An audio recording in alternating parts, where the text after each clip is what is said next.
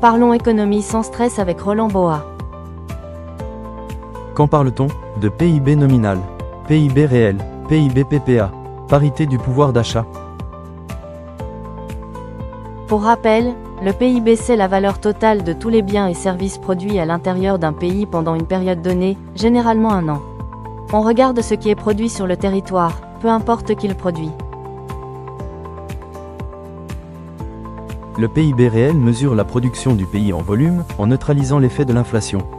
On garde les prix constants pour comparer les quantités produites dans le temps.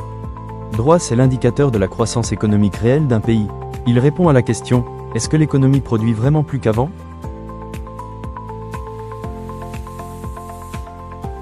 Le PIB nominal mesure la richesse produite par un pays au prix du marché, en monnaie courante. Il dépend de deux choses, ce qui est produit, les prix pratiqués. Droit, il est fortement influencé par l'inflation et par le taux de change. Deux pays peuvent produire la même chose, mais afficher des PIB très différents simplement à cause des prix ou de la monnaie. Il répond à la question, quelle est la valeur de la production au prix actuel?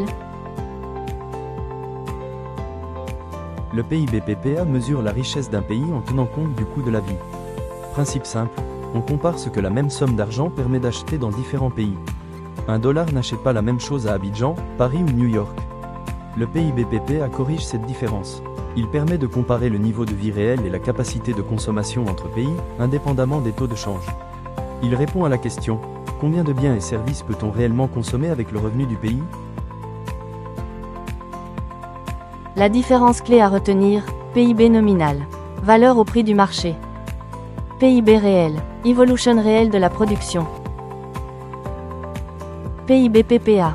Pouvoir d'achat réel à l'échelle internationale.